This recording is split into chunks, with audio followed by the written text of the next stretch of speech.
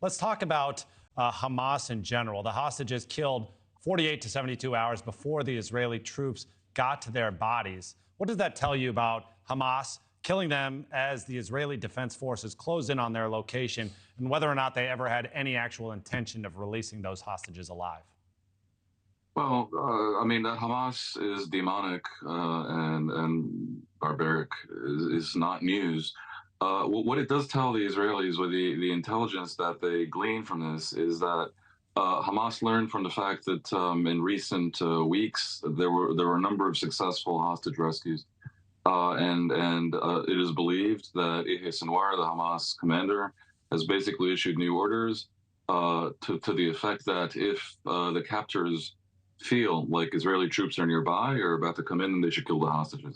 And Hamas wanted this to be displayed so that Israel pulls back. It doesn't try to rescue any more hostages. I mean, I have to think it may well be effective. Israel's hand has definitely stayed now. In general, Israel's prosecution of the war from the beginning, despite the devastation to Gaza and the many civilian deaths in Gaza, at the end of the day, Israel's had one hand tied. Because of these hostages, they would have had a much freer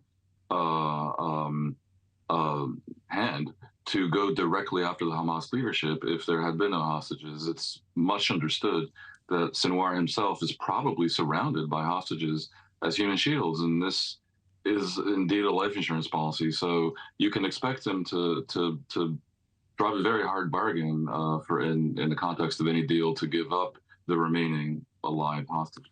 We're seeing these images and videos from Israel earlier today, the protests that have broken out in outrage. You've said that these people are fired up. I'm wondering if we can glean anything about how Netanyahu might be feeling, if he's also fired up, and whether or not this might prevent any negotiations from progressing or moving forward, or perhaps taking negotiations fully off the table now.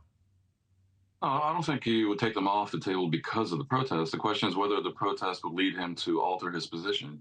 Look, the reason why there's all this anger in Israel at the government, it can almost seem as if there's more anger at the government than at Hamas, is that there is a sense that Netanyahu is machinating and coming up with pretexts to avoid the deal that appears to be on the table.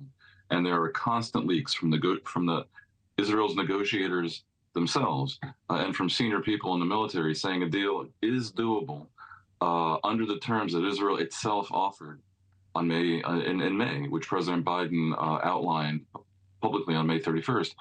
And since then, Netanyahu has added new demands.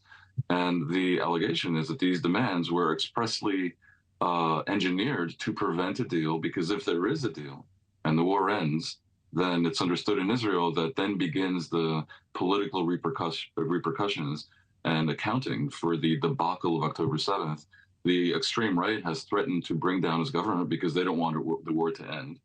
And if these parties that do control the coalition's fate succeed in bringing down a government, every poll shows he'd lose the election. So the allegation is that Netanyahu is now insisting on keeping a part of Gaza on supposedly security grounds, largely in order to preserve his government whole, even as people die.